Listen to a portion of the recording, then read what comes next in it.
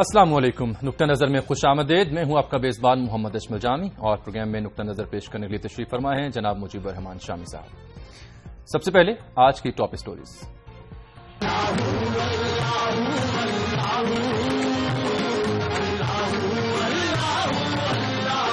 پاکستان کی بیٹی ملالہ یوسفزئی کو نوبل امن انعام سے نواز دیا گیا۔ اوسلو کے سٹی ہال میں اللہ اللہ کی صدائیں بلند۔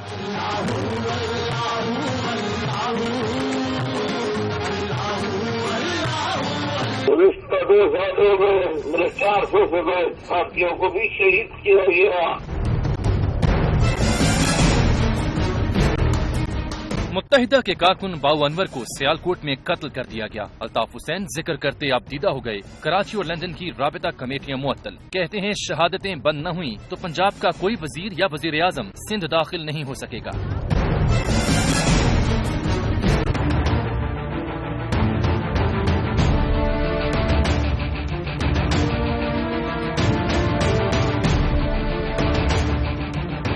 عمران خان سول نافرمانی کا اعلان کرتے ہیں، جلاؤ گھیراؤ کی بات کرتے ہیں۔ اگر میں ایسا کچھ کہتا تو غداری کا مقدمہ چلا کر سولی پر چڑھا دیا جاتا۔ الطاف حسین کا شکوہ۔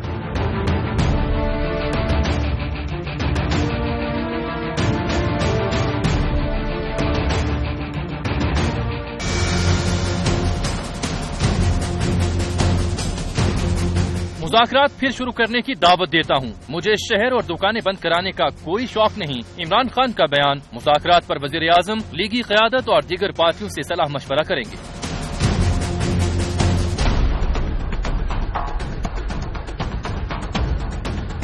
اگر حکومت نے ملک ایسے ہی چلانا ہے تو بہتر ہے کہ جائے اور کسی اور کو آنے دے۔ فل بینچ کے ریمارکس۔ انجمن تاجران کی تاجروں اور شہریوں کے تحفظ کے لیے درخواست۔ پولیس نے سیکیورٹی پلان پیش کر دیا۔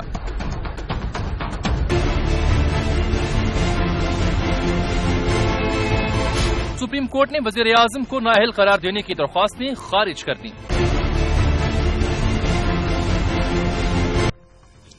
یہ تو ہیں آج کے ہم موضوع جن پر ہم بات کریں گے، لیکن شامی صاحب سر دست گل مکئی کا ذکر قوم کا سر فخر سے بلند ہو گیا ہے۔ ہاں، ملالہ یوسفزئی جس کو دنیا اسی نام سے جانتی ہے، اس کو بھی، اور کیلاش ستیارتھی جو ہیں جی بھارت کے شہری، ان دونوں کو نوبل انعام مل گیا آج، اور بڑی ایک روح پرور تقریب تھی، اور کئی میسیجز بھی مجھے آئے پاکستانیوں کے کہ ان کا سر فخر سے بلند ہو گیا۔ ہمارے بڑے دانشور ہیں افضال بیلا صاحب جی، ان کا بڑا ایک خوبصورت میسج آیا۔ اور دیکھیں حال میں رات فتح علی خان نے بھی پرفارم کیا مین ہال میں، اوسلو کی مین ہال میں، اور اللہ کے نعرے سے گونج اٹھا۔ پھر بھارت سے آنے والے موسیقار، وہ بھی مسلمان ہیں، انہوں نے بھی پرفارم کیا۔ پھر ایک پشتو سنگر جو ہے سردار علی، انہوں نے بھی ایک ملالہ کا ایک قصیدہ سمجھیے گایا۔ تو کیلاش اور ملالہ جی دونوں کا جو پیغام تھا وہ عالمی تھا، بچوں کے حقوق کے لیے کام کرنا۔ ملالہ کا کہنا ہے کہ بچوں کو، پاکستانی بچوں کو اور دنیا بھر کے بچوں کو تعلیم کا حق دیا جائے، اور تعلیم جو ہے ان کا حق ہے۔ اور کیلاش جو ہیں وہ بھی بچوں کے لیے کام کرتے ہیں، ان بچے جنہیں اغوا کر لیا جاتا ہے، جنہیں اسکول نہیں جانے دیا جاتا، جنہیں جبری مشقت پر لگایا جاتا ہے۔ اور انہوں نے کہا ہے کہ اسکول جانے والے بچوں کی تعداد بڑھ گئی ہے ان کی کوششوں سے، جی، اور جو جبری مشقت پہ بھیجے جاتے ہیں ان میں کمی واقع ہو گئی ہے۔ بچے جو اغوا کر لیے جاتے ہیں ان کی بازیابی جو ہے اس میں اضافہ ہو گیا۔ تو یہ دونوں، اور ملالہ نے تو یہ بھی کہا کہ ہم مل کر کام کریں گے۔ انہوں نے ملالہ کو اپنی بیٹی کہہ کر پکارا، جی کیلاش جی، اور بتائے گا کہ ایک انڈین اور ایک پاکستانی مل کر ایک اعلیٰ مقاصد کے لیے کام کر سکتے ہیں۔ دیکھیں یہ بچوں کا جو معاملہ ہے، انسانی قدروں کا معاملہ، یہ بچے جو ہیں کسی مذہب کے ہوں، کسی رنگ کے ہوں، کسی خطے کے رہنے والے ہوں، ان کے مسائل جو ہیں، ان کے جو خواب ہیں وہ یکساں ہیں اور یکساں طریقے سے سوچتے ہیں۔ ویسے بھی دیکھیں جو ہمارا پیغام ہے، جو اللہ تعالیٰ نے ہمیں تلقین کی، جو قرآن کریم کے پہلے الفاظ کیا ہے، الحمدللہ رب العالمین، اس رب کی رب العالمین تعریف ہے جو رب العالمین ہے، کل جہانوں کا رب ہے۔ اس لیے ہمارے یہاں صوفیہ کہتے ہیں کہ ایک جہان جو ہے نا اللہ کی تخلیق ہے اور قرآن اس کا کلام ہے، تو دونوں کو ہم ملا کر پڑھیں گے، کتاب اللہ اور اللہ کی تخلیق۔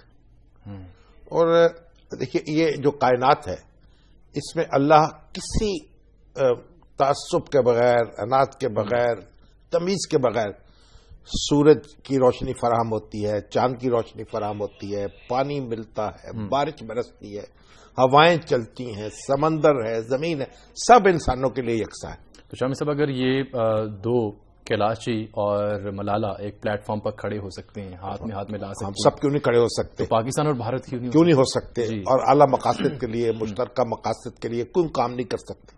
ہمارا تو پیغام ہی یہ ہے، جو آفاقی پیغام ہے اسلام کا، کہ انسان کی انسانیت کے لیے پیغام ہے۔ یا ایھا الناس کتنی جگہ قرآن نے کہا اے انسانوں، اے لوگوں، مخاطب کیا ہے۔ تو جس طرح اللہ جو ہے وہ سب کا ہے اور سب کے لیے ہے اس کی انعامات اور اس کی عنایات، اسی طرح سے جو ہمارا اسلام کا جو جسے نظام کہتے ہیں نا، وہ بھی سب کے لیے ہونا چاہیے، کسی فرقے کے، مسلک کے، مذہب کے، علاقے کے، زبان کے تعصب کے بغیر۔ جی تو بہرحال ایک بڑی ملالہ کو اور سلام پیش کرتے ہیں، مبارکباد دیتے ہیں، ہمارا سر اونچا ہوا ہے، اللہ تعالیٰ اسے سلامت رکھے اور اپنا کردار ادا کرنے کی توفیق عطا فرمائے۔ آمین۔ تو شامی صاحب یہاں پروگرام میں وقت ہوا چاہتا ہے ایک بریک کا، اور بریک کے بعد واپس آئیں گے تو بات کریں گے ایک افسوسناک واقعے کی جو پیش آیا سیالکوٹ میں، جہاں متحدہ کے کارکن کو قتل کر دیا گیا۔ ہمارے ساتھ رہیں۔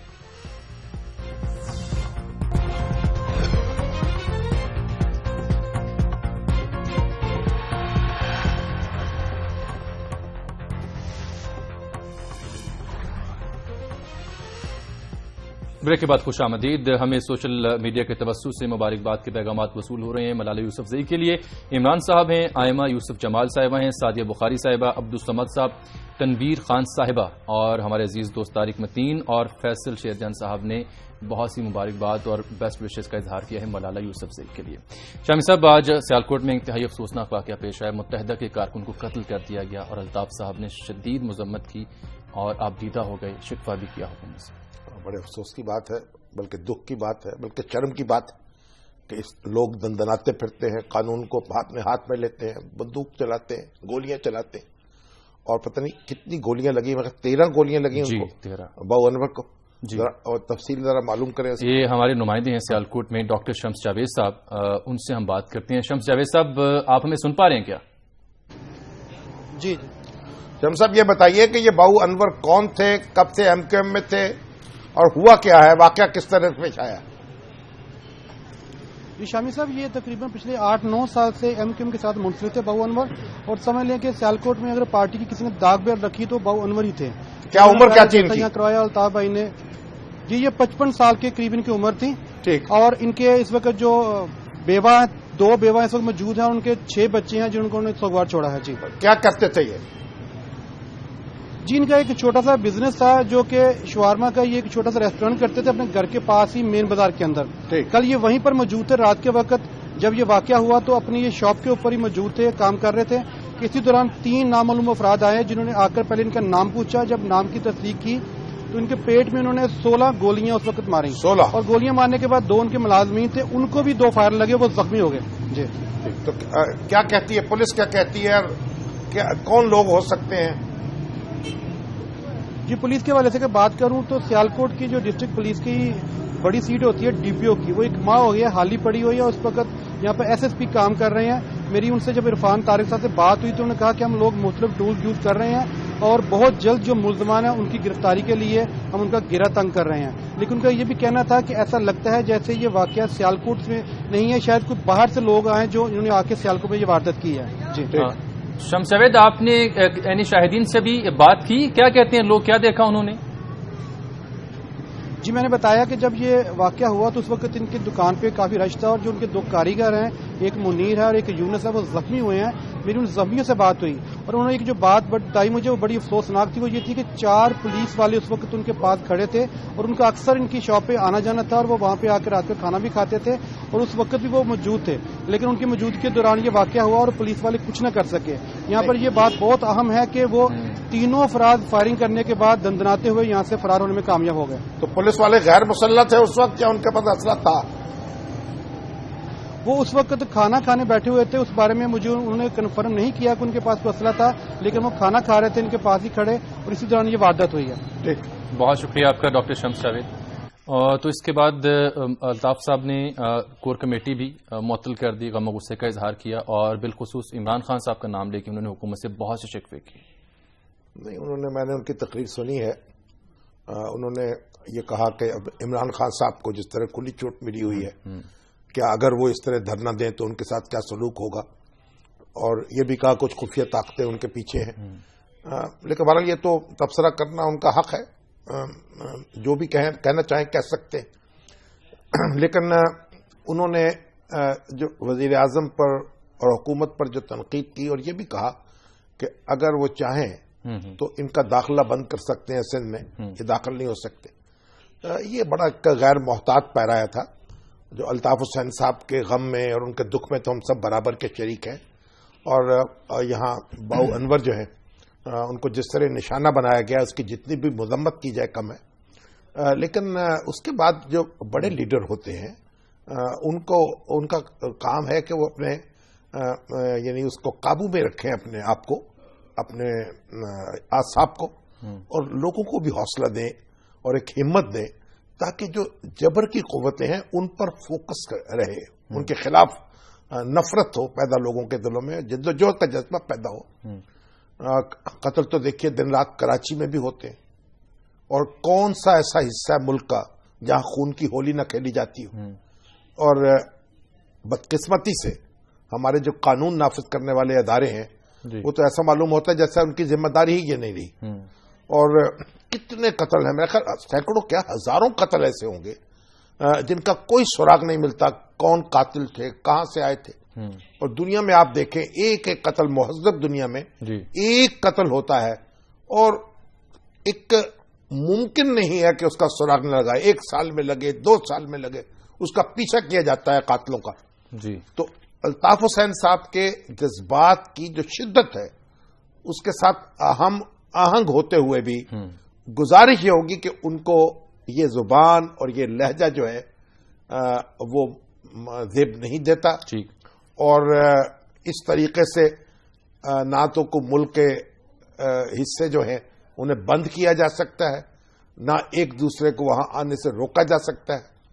और इसकी तफसील में जितना जाया जाए, कम जाया जाए, उतना ही बेहतर है। ठीक है, ताहिरा मासी साहब का भी जिक्र उन्होंने किया, मैंने थी लाहौर से, वो भी कत्ल हुई, उनके सुराग भी नहीं मिल सका अभी तक उनका सुराग नहीं मिला। और ये बात, इसमें भी ये भी दुरुस्त है उनकी बात, लेकिन ना ये जो कातिल हैं, अब पंजाब को तो निस्बतन एक बेहतर सूबा समझा जाता है कई दूसरे कानून नाफिज करने वाले अदारों की अहलियत के एतबार से, लेकिन यहां भी ये है कि कातिल जो है वो दंदनाते फिरते हैं, तो फिर कानून जो है उनका ताक़ुब नहीं करता, उन तक नहीं पहुंचता। और अल्ताफ हुसैन साहब ने शामी साहब एक और हम बड़ा नुक्ता उठाया अपनी स्पीच में, मीडिया पर भी तनकीद की कि मीडिया ने हमारे कारकुन की शहादत पर तो उतना आहुजार नहीं किया जितना किसी और जमात के कारकुन की शहादत पर 15-15 घंटे के शोज किए गए। देखिए ये जरा मवाजना जो है जी मुश्किल होता है। बाज़ औक़ात असल में एक वारदात जिस माहौल में हो रही होती है उसका भी असर होता है कवरेज पर। अब अगर एक बड़ा मज़ाहरा हो रहा है और उसमें 2 जमातों के जो कारकुन हैं वो आमने सामने हैं और एक जमात को उसके मुखालिफ जो है निशाना बनाते हैं, तो ये वारदात की नौयत है वो बिल्कुल बदल जाती है, उसकी कवरेज बदल जाती है। वैसे तो देखें एमक्यूएम की जो कवरेज होती है, अल्ताफ हुसैन साहब की जो गुफ्तगू टेलीकास्ट होती है, आज जितनी भी उन्होंने गुफ्तगू की सब टेलीकास्ट हुई, और उस पर बहुत से लोग यहां भी एतराज करते हैं। लेकिन ये मेरा ख्याल है ये एक अपने मामलात से तबसरा करने के, इस पर यानी क्या कह सकते हैं हम, हर शख्स की अपनी राय है और अल्ताफ साहब की अपनी राय है, इसमें कोई ना कोई हदूद व क़यूद बहरहाल जरूर मुतय्यन करनी चाहिए मीडिया को कवरेज की। ठीक है, आगे बढ़ते हैं और बात करते हैं शामी साहब मुज़ाकरात के हवाले से। आज इमरान खान साहब की प्रेस कॉन्फ्रेंस भी थी, उन्होंने कहा मैं फिर से दावत देता हूं मुज़ाकरात की, और हमारे जो धरने हैं ये प्रेशर बिल्डिंग है मुज़ाकरात के लिए। नहीं, ये अच्छी बात है। देखिए फैसलाबाद के सानहे के बावजूद और वहां इंतहाई नाखुशगवार वाकयात पेश आने के बावजूद عمران خان صاحب نے مذاکرات کا دروازہ بند نہیں کیا. ٹھیک. اور آج انہوں نے جو پریس کانفرنس کی ہے جی اس میں یہ انہوں نے ریپیٹ کیا. انہوں نے کہا ہم مذاکرات چاہتے ہیں, ہم چاہتے ہیں کمیشن قائم ہو اور الیکشن جو ہے اس کا جائزہ لے اور تحقیقات کرے. تو اس میں تو کوئی دو رائے ہو نہیں سکتی. آج یہ خبر بھی آئی کہ نواز شریف صاحب جو ہیں انہوں نے بھی مشاورت کی ہے اپنے رفقا سے اور اس میں پیش رفت کے لیے وہ بھی جائزہ لے رہے ہیں. میرے خیال اس میں زیادہ کیلو کال نہیں ہونی چاہیے اور یہ جو ٹرمز آف ریفرنس ہے ان پر اتفاق کرنے کے بعد قدم آگے بڑھا لینا چاہیے. بریک یہاں پر لے لیں اور بعد میں ناظرین کو بتائیں گے عمران خان صاحب نے کہا کیا. ایک بریک کے بعد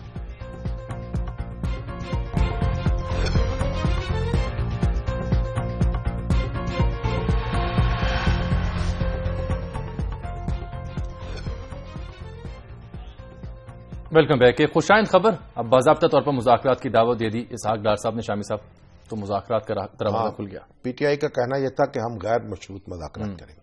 اسحاق ڈار صاحب نے بھی کہا ہے کہ وہ غیر مشروط دعوت دے رہے ہیں اور اعلان بھی کر دیا حکومت نے اپنی ٹیم کا. اسحاق ڈار صاحب ہوں گے اور حسن اقبال صاحب ہوں گے اور پی ٹی آئی کی ٹیم جو ہے اس میں شاہ محمود قریشی صاحب تو ہوں گے ہی اور کوئی صاحب ان کی جگہ ایک ہوں گے یا دو ہوں گے یہ بھی بتایا نہیں گیا. لیکن یہ اچھی پیش رفت ہے اور شاہ محمود قریشی صاحب نے اسے قبول کر لیا ہے اور کہا ہے کہ بات وہیں سے شروع ہونی چاہیے جہاں سے ٹوٹی تھی. اب ٹوٹی کہاں تھی اس کے بارے میں اپنی اپنی رائے ہے, لیکن بہرحال بات شروع ہونی چاہیے. اگر جہاں سے ٹوٹی ہے وہاں سے شروع کر لیں یا جہاں سے نہیں ٹوٹی وہاں سے شروع کر لیں, بس شروع کر لیں اور کسی نتیجے پر پہنچا دیں. امید ہے اس کے تعین کرنے میں وقت نہیں گزرے گا کہ کہاں سے ٹوٹی تھی. یہ اعصاب جو ہیں قوم کے ان پر ایک بوجھ پڑے گا نا. اب یہ کام نپٹانا چاہیے اور دیکھنا چاہیے. جب اتفاق موجود ہے, کمیشن پر اتفاق ہے اور جو گزشتہ انتخابات ہیں ان میں جو سسٹمیٹک دھاندلی اگر ہوئی ہے تو اس کے تعین پر اتفاق ہے تو پھر ٹرمز آف ریفرنس جو ہے ان پہ بھی کر لینا چاہیے اور آگے بڑھنا چاہیے.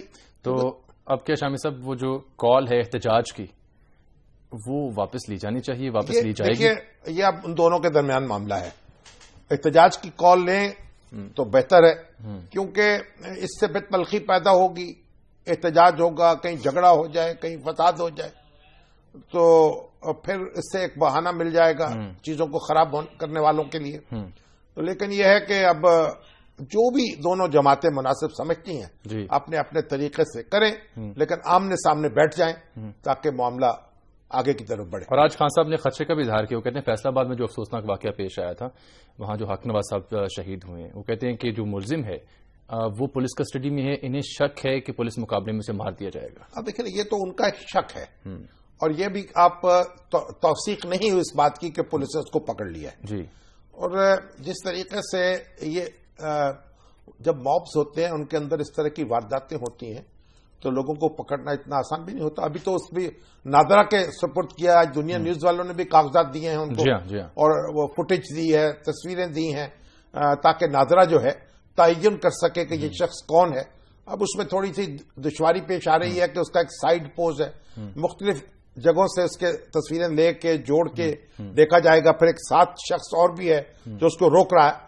تو اس کا تعین تھوڑا وقت لگ سکتا ہے لیکن میرا خیال ہو جائے گا اور اس کا پتہ چل جائے گا کہ یہ شخص کون ہے. کچھ تجزیہ کار یہ بھی مانتے ہیں کہ نادرا پر کوئی پریشر ہے کہ اس کی تصدیق نہ کی جائے. دیکھیں جی اصل میں مصیبت یہ ہے کہ یہ سبجیکٹیوٹی ہے, آپ کے اپنے دل میں جو ہوتا ہے وہ زبان پر آ جاتا ہے. تو ہمارا کام ہے چیزوں کو آبجیکٹیولی دیکھنے کا.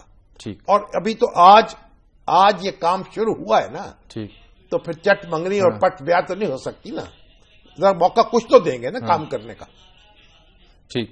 شامی صاحب ایک اور موضوع جڑا تھا فیصل آباد کے واقعے سے, وہ جو ایک سرکاری ٹیلی فون کی بات رانا مشہود صاحب کے ٹیلی فون سے جو کچھ میڈیا پرسنز کو کالیں کی گئی فیصل آباد میں, جن میں کہا گیا تھا کہ یہ رانا جو آپ کے ہیں ثناء اللہ صاحب اور یہ ہمارے بعض دوست رانا ثناء اللہ صاحب کو بھی اور رانا مشہود صاحب کو بھی دونوں کو فیصل آباد کا سمجھ رہے ہیں. بالکل. حالانکہ رانا مشہود صاحب کا تعلق فیصل آباد سے نہیں ہے, لاہور میں ہے. وہ لاہور کے رہنے والے ہیں, یہیں سے رکن اسمبلی منتخب ہوئے.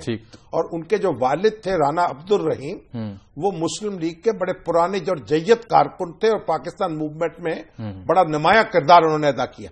تو یہ دونوں رانے جو ہیں ان کے درمیان فیصل آباد کے حوالے سے کوئی کشمکش نہیں ہے, اور جو کشمکش ہے وہ اور حوالوں سے ہو سکتی ہے. صحیح. تمہارا رانا مشہود صاحب کا جو ٹیلی فون تھا نمبر, اس سے پھر ان میڈیا کے لوگوں کو کالیں ہوئی کہ نہیں ہوئی, آپ بتائیے. بالکل نہیں ہوئی. یہ جو ہم نے ریکارڈ حاصل کیا ہے پی ٹی اے کے توسط سے, جسے سی ڈی آر کہتے ہیں, کال ڈیٹا ریکارڈ, وہ ہم نے اس دن کا 24 گھنٹے کا آج ہم نے حاصل کیا. شامی صاحب اور ناظرین کو ہم دکھا بھی سکتے ہیں.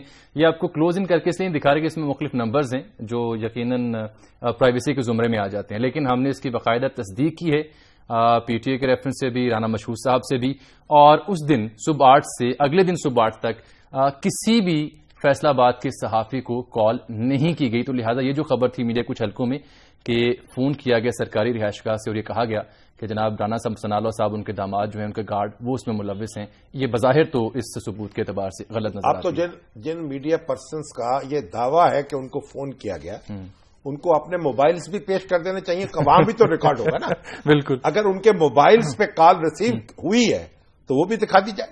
ہاں بالکل, لیکن اس ڈیٹا لسٹ میں شامی صاحب ایسا کچھ بھی ہمیں دکھائی نہیں دیا. تو ایک اور انتہائی اہم موضوع تھا لاہور ہائی کورٹ کا. وہاں پہ جو انجمن تاجران کے جنرل سیکرٹری ہیں, انہوں نے ایک درخواست دے رکھی تھی تحفظ کے حوالے سے. اس پر ہم بات کرتے ہیں لیکن ایک بریک کے بعد.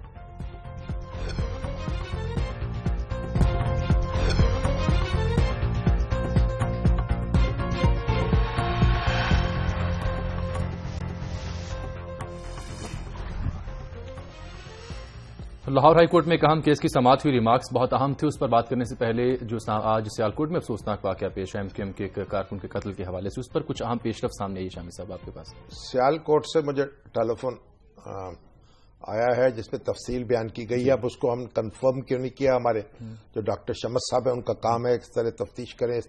وہ کہتے ہیں کہ جو عابد گجر اس وقت صدر ہیں ایم کیو ایم کے, وہاں زلئی یا زلئی یہ شہر کے, تو یہ جو باؤ انور ہے اس نے اب ایم کیو ایم کو چھوڑ دیا ہوا تھا. اچھا. اس کے انتقال کے بعد عابد گجر نے وہاں آ کر ان کے پرچم دوبارہ لگائے ہیں, نمبر 1. اچھا. نمبر 2, یہ تاجی نامی لڑکا ہے, ان سے اس کا جھگڑا تھا باؤ انور کا. جی. اور ایک شاہدہ نامی خاتون ہے, وہ بھی اس میں ایک جھگڑے میں ملوث بتائی جاتی ہے. جی. تو انہوں نے کہا کہ یہ جو قتل ہے یہ ذاتی وجوہات کی بنیاد پر ہوا ہے, اور وہ تاجی جو ہے وہ اس میں اس کا کردار ہے. اس کو اس طرح سے دیکھنا چاہیے, یہ کوئی سیاسی واردات نہیں ہے. لیکن کیونکہ ہم اس کی تفتیش تو نہیں کر پا رہے اس وقت, اور ہم یہ بھی کوئی اس میں جانا بھی نہیں چاہتے تفصیل میں, لیکن بہرحال یہ جو واقعات جو صاحب جنہوں نے بتائے ہیں انہوں نے بڑے وثوق سے بتائے ہیں, تو اس لیے ان کی تحقیقات اس طرز پہ بھی ہونی چاہیے. یعنی ایک اور اینگل سامنے, ایک اینگل اور سامنے آیا. تو لاہور ہائی کورٹ نے کہا جی حکومت نے ملک اگر ایسے ہی چلانا ہے تو بہتر ہے جائے اور کسی اور کو آنے دے, اور پھر سیکیورٹی پلان مانگا تھا. آج کی ہیئرنگ میں صرف سیکیورٹی پلان پیش کیا. دیکھیے جو تاجروں کے لیڈر ہیں, جی کیا نام ہے ان کا, نعیم میر جنرل سیکرٹری ہیں, انہوں نے یہ درخواست دائر کی تھی کہ جو عمران خان صاحب کا یہاں شہر بند کرنے کا پروگرام ہے, اب تو 15 کو ہے, تو اس کے سلسلے میں تحفظ دیا جائے تاجروں کو اور حکومت کو اس بارے میں پابند کیا جائے. تو لاہور ہائی کورٹ کا ایک فل بینچ جو ہے وہ اس کی سماعت کر رہا ہے اس درخواست کی, اور سماعت ابھی جاری ہے. لیکن اس کے دوران ایسے ریمارکس دیے ہیں جج صاحبان نے جن سے کچھ غم و غصہ ظاہر ہوتا ہے, اور یہ جیسے کہ حکومت سے اگر یہ کام نہیں ہو سکتا, یہ لا اینڈ آرڈر کو سنبھال نہیں سکتی, تو کسی اور کے سپورٹ کر دے. میں کچھ سمجھنے سے قاصر ہوں. دیکھیں ہمیں فاضل جج صاحبان کا بہت احترام ہے, ان کو یقیناً فیصلے کرنے چاہیے, اور یقیناً جو قانون کو نافذ کرنا چاہیے, آئین کو نافذ کرنا چاہیے. لیکن جو اس طرح کے ریمارکس ہیں جن کے کئی مطالب اخذ کیے جا سکتے ہیں, اور جن سے ایک جب میسج جاتا ہے سوسائٹی میں اس سے بسط ادب یہ عرض کریں گے کہ اس سے اعتراض کیا جائے. یہ ایک بڑے پیچیدہ مسائل ہیں. اس وقت سیاسی صورتحال الجھی ہوئی ہے اور یہ صرف کوئی کسی ایک اقدام سے آپ ان معاملات کو سنبھال نہیں سکتے. ٹھیک. اب مذاکرات کرنے کی کوشش بھی ہو رہی تھی, اب اس کا آغاز بھی ہو رہا ہے. جی. اور حکومت, یہ جو مابز ہیں ان کو سنبھالنا کوئی آسان نہیں ہوتا. سڑکوں پر جب لوگ آ جاتے ہیں تو ان کو کسی بوتل میں آپ بند نہیں کر سکتے. یہ جن جو ہے جب نکل جائے تو یہ بڑی احتیاط کی بات ہے. یقیناً تاجروں کو تحفظ ملنا چاہیے, یقیناً عام شہریوں کو بھی تحفظ ملنا چاہیے, اور جو ہمارے مقتدر لوگ ہیں ان کو بھی ملنا چاہیے. لیکن ایک عام شہری جو ہے وہ یہ توقع بھی رکھتا ہے کہ استقرار اور استحکام بھی باقی رہے سوسائٹی میں, اور جج صاحبان جو ہیں وہ ایسے ریمارکس نہ دیں جن سے غلط فہمیاں پیدا ہوں اور معاملات الجھیں سلجھیں نہ. ٹھیک. تو لاہور ہائی کورٹ کے بعد اب سپریم کورٹ کا بھی ذکر کریں گے. اہم فیصلہ تھا, 3 درخواستیں دائر ہوئیں وزیر اعظم کو نااہل قرار دینے کے لیے, تینوں خارج کر دی گئی. تو دیکھیے ہمارے ہاں تو اب یہ جو مختلف سیاسی عناصر ہیں انہوں نے کافی عرصے سے عدالتوں کو ایک اس قسم کا ایک اعلی کار بنا رکھا ہے.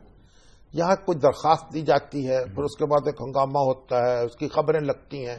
جی. اور اب ہونا تو یہ چاہیے کہ جو لوگ ایسی درخواستیں دیتے ہیں, جن کی درخواستیں مسترد ہوتی ہیں, ان کو کاسٹ بھی ڈالی جائے. اب فریق مخالف کو وہ اپنا جو خرچہ ہے وہ بھی ادا کرے. صحیح. وگرنہ یہ جو طرح طرح کی درخواستیں, اب جس طرح اس کی سماعت ہوئی ہے سپریم کورٹ کی 7 رکنی بینچ جو ہے اس نے سماعت کی ہے, یہ کہہ کے کہ وزیر اعظم کا ایک چودھری شجاعت حسین صاحب تھے, اسحاق خاکوانی صاحب تھے, گورنر نواز سندھو صاحب, اور گورنر سندھو صاحب پہلے ہائی کورٹ میں گئے تھے, وہ اپیل میں گئے تھے, یہ حضرات براہ راست گئے تھے. اب 184 کے تحت کہ جی یہ بنیادی حقوق کا مسئلہ ہے, تو عدالت نے جب کہا کہ بھئی وزیر اعظم کی تقریر سنائیں جی, تو اس میں تو معلوم ہوا کہ چودھری نثار علی کے حوالے سے کوئی بات کر رہے ہیں جی. پھر یہ ہے کہ بھئی آرمی نے کیا کہا ہے, انہوں نے ٹویٹ کیا ہے جناب ISPR کے ڈائریکٹر نے جی. تو بڑی ایک عجب صورتحال پیدا ہوئی اور عدالت نے یہ قرار دیا کہ پہلے مقدمہ جو ہے چلے گا کسی پر, پارلیمنٹیرین پر, عدالت کا کوئی فیصلہ آئے گا تبھی اس کو نااہل قرار دیا جا سکتا ہے. سپریم کورٹ یہ کام اس طرح سے نہیں کر سکتی. اور ایک بات یہ بھی ہے کہ جو کاروائی ہوتی ہے ہاؤس کی وہ تو اسپیکر کے ذریعے عدالتوں میں چیلنج نہیں ہوتی. ٹھیک. تو یہ جو ہمارے بڑے بڑے وکیل ہیں اور بڑے بڑے سیاست دان ہیں, نہ یہ ان کو دستور جو ہے اس کا اچھی طرح مطالعہ کرنا چاہیے اور پھر درخواستیں دائر کرنی چاہیے. ٹھیک ہے. تو بہرحال ایک یہ فیصلہ جو ہے ایک اس سے بھی ایک اچھا میسج جائے گا. دیکھیے قانون کے سامنے تو سب جواب دیں اور عدالتوں کے سامنے بھی سب کو جواب دہ ہونا چاہیے. ٹھیک ہے. لیکن عدالتوں کے ذریعے سے اپنے حریفوں کے خلاف بخار نکالنا اور اپنے جذبات کا اظہار کرنا یہ کوئی مناسب طریقہ یہ بھی کوئی مناسب طریقہ نہیں ہے. ہمارے شامی صاحب قانون ہمارے پاس تقریباً 30-40 سیکنڈز باقی رہ گئے, لیکن روشن علی بھیم صاحب کا ذکر کرنا چاہیں گے جو بیمہ جو پالیسیز تھی ان کے. روشن علی بھیم جی جو ہیں ایسٹرن فیڈرل جو کمپنی ہے انشورنس کی, ایسٹرن فیڈرل انشورنس, اس کے سربراہ تھے اور 81 سال کی عمر میں انہوں نے 1998 میں وفات پائی جی. بڑے ہی مرنجا مرنج, بہت اچھے محب وطن پاکستانی, دوسروں کے کام آنے والے, خدمت خلق کرنے والے, ایک بڑے معزز شخص تھے جی. اور وہ رخصت ہوئے, ان کی یاد آئی ہے اور ہم ان کو خراج عقیدت پیش کرتے ہیں.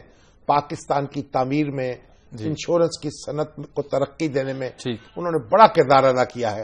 اللہ تعالیٰ ان کی مغفرت فرمائے اور ہمارے صنعت کاروں کو ان کا سچ جذبہ عطا فرمائے. آمین. بہت شکریہ شامی صاحب. ناظرین ملیں گے آپ سے کل کے پروگرام میں. ابھی تک کے لیے اجازت. اللہ حافظ.